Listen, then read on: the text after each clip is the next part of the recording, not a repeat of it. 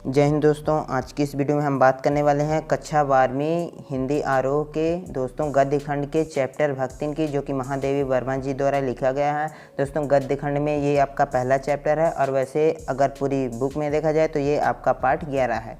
तो दोस्तों आज की इस वीडियो में हम बात करेंगे आपका पाठ का सारांश, कठिन शब्दार्थ, महत्वपूर्ण गद्यांशों की व्याख्या, अभ्यास एवं अतिरिक्त परीक्षा उपयोगी प्रश्नोत्तरों की। तो दोस्तों वीडियो में अंत तक बने रहें और एक एक करके आप अपनी सभी समस्याओं का हल देखें।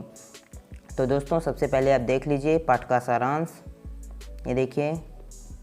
उसके बाद पाठ का सारांश आप देख लीजिए, एक एक करके मैं आपको दिखा रहा हूँ। उसके बाद मैं आपको कठिन शब्दार्थ एवं गद्यांशों की व्याख्या वगैरह दिखाऊंगा। ये देखिए आप कठिन शब्दार्थ देख लीजिए।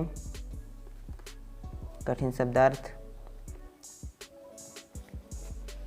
तो ये आपके कठिन शब्दार्थ हैं यहाँ तक। दोस्तों अगर आप इन्हें एक बार देख लेते हैं तो आपको व्याख्या करने में ज़्यादा दिक्कत नहीं जाएगी। उसके बाद देख लीजिए आप महत्वपूर्ण गद्यांशों की व्याख्या में ये आपका पहला गद्यांश है, तो इसकी संदर्भ प्रसंग व्याख्या देख लीजिए। इसके आगे की व्याख्या मैं आपको आगे दिखा रहा हूँ। तो ये देखिए आपका यहाँ तक पहले गद्यांश की व्याख्या है, यहाँ तक आपकी। उसके बाद ये आपका दूसरा गद्यांश शुरू हो जाता है, जिसकी संदर्भ प्रसंग व्याख्या आप देख लीजिए। ये देखिए ये दूसरे गद्यांश का आपका विशेष है। उसके बाद ये देख लीजिए आप अपना तीसरा गद्यांश, जिसकी संदर्भ प्रसंग व्याख्या आप देख लीजिए। एक एक करके मैं आपको सभी दिखाई दे रहा हूँ। तो ये देखिए ये आपका चौथा गद्यांश है, तो इसे भी आप देख लीजिए। और यदि कहीं भी कुछ समझ में ना आ रहा हो तो कमेंट बॉक्स में कमेंट करके ज़रूर बताएं। ये देखिए आपका पांचवा गद्यांश यहाँ तक है आपका, तो इसे भी आप देख लीजिए और स्क्रीनशॉट ले लीजिए या फिर वीडियो को रोक कर देख लीजिए। उसके बाद ये छठवां है गद्यांश आपका, तो गद्यांश आप बुक से भी मिला सकते हैं, केवल संदर्भ प्रसंग व्याख्या आप देख लीजिए इससे। और उसके बाद ये देखिए यहाँ तक है आपका पूरा 6वें नंबर का संदर्भ प्रसंग व्याख्या और विशेष। उसके बाद ये आपका 7वां गद्यांश शुरू हो जाता है यहाँ से, तो इसकी भी संदर्भ प्रसंग व्याख्या आप देख लीजिए। इसके बाद हम अभ्यास की ओर चलेंगे, तो ये आपका 8वां है, इसे भी आप देख लीजिए। ये देखिए यहाँ तक आपका 8वें का संदर्भ प्रसंग व्याख्या एवं विशेष है। और उसके बाद ये 9वां गद्यांश आपका। एक एक करके दोस्तों मैं आपको सभी दिखाई दे रहा हूँ, तो वीडियो में अंत तक जरूर बने रहें। और यदि आपने पिछले चैप्टर्स की वीडियोस नहीं देखी हैं तो हमारे चैनल पर वीडियोस हैं, वहाँ पर जाकर वीडियोस ज़रूर देख लें। उसके बाद ये देखिए 10वां गद्यांश है आपका।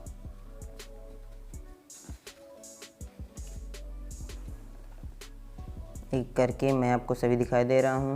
उसके बाद ये आपका 11वां गद्यांश है, तो इसे भी आप देख लीजिए, इसकी संदर्भ प्रसंग व्याख्या।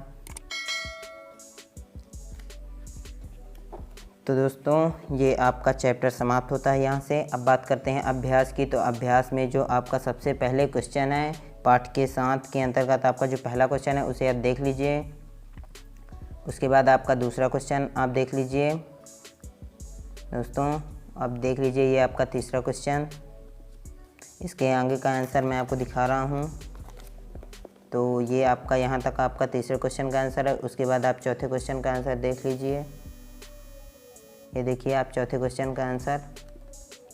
उसके बाद ये 5वें क्वेश्चन का आंसर और ये दोस्तों 6वें क्वेश्चन का आंसर। आप अपनी बुक से भी मिला सकते हैं, आंसर देख लीजिए यहाँ से। अब देखिए दोस्तों पाठ के आसपास जो आपका टॉपिक है उसके अंतर्गत आपका जो पहला क्वेश्चन है तो उसे आप देख लीजिए। उसके बाद ये दूसरा क्वेश्चन है तो आप देख लीजिए। इसके आगे का आंसर भी दोस्तों देख लीजिए, यहाँ तक है आपका पूरा दूसरा क्वेश्चन का आंसर। उसके बाद ये तीसरे क्वेश्चन का आंसर आप देख लीजिए दोस्तों। उसके बाद ये आपका चौथा क्वेश्चन है तो आप देख लीजिए। अब दोस्तों देखते हैं आगे भाषा की बात टॉपिक में जो आपके क्वेश्चन आंसर हैं। तो इसमें पहला क्वेश्चन है का आंसर आप देख लीजिए, एक एक करके देख लीजिए। उसके बाद ये देखिए यहाँ तक है आपका पहले क्वेश्चन का आंसर। उसके बाद दूसरा क्वेश्चन का आंसर आप देख लीजिए, तीसरे क्वेश्चन का आंसर भी आप देख लीजिए, एक एक करके मैं आपको सभी दिखाई दे रहा हूँ।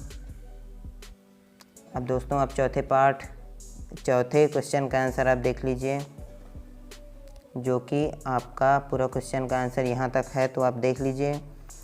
उसके बाद अब हम बात करें दोस्तों अतिरिक्त परीक्षा उपयोगी प्रश्नोत्तर की, तो इन्हें भी आप ज़रूर पढ़ लें, क्योंकि ये भी पेपर की दृष्टि बहुत ही महत्वपूर्ण क्वेश्चंस हैं और इनके पेपर में भी आने की संभावना बहुत ही अधिक है।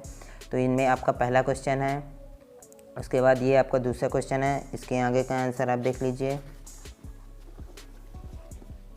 ये देखिए, इसके यहाँ का आंसर आपका यहाँ है, यहाँ तक है आपका दूसरा। उसके बाद तीसरा देख लीजिए, उसके बाद ये आपका चौथा देख लीजिए, उसके बाद पांचवा। अब देखिए छठवां क्वेश्चन का आंसर, उसके बाद ये सातवां क्वेश्चन देख लीजिए, इसका आंसर आपका यहाँ तक है। उसके बाद आठवां क्वेश्चन देख लीजिए, उसका भी आंसर आप देख लीजिए। उसके बाद ये आपका 9वां क्वेश्चन है। उसके बाद ये आपका 10वां क्वेश्चन, फिर आपका ये 11वां क्वेश्चन है, तो इसे भी आप देख लीजिए। और अंत में आपका ये आपका 12वां क्वेश्चन है, तो इसे भी आप देख लें। तो दोस्तों ये आपका चैप्टर समाप्त हुआ। दोस्तों यदि कहीं भी कुछ समझ में ना आया हो तो कमेंट बॉक्स में कमेंट करके ज़रूर बताएं, और यदि आपने अभी तक हमारे चैनल को सब्सक्राइब नहीं किया है तो हमारे चैनल को सब्सक्राइब करें और बेल आइकन को भी ज़रूर प्रेस करें, ताकि जब भी मैं अगले चैप्टर्स की वीडियो अपलोड करूं तो आपको उसका नोटिफिकेशन सबसे पहले मिले। दोस्तों वीडियो को अंत तक देखने के लिए बहुत बहुत धन्यवाद।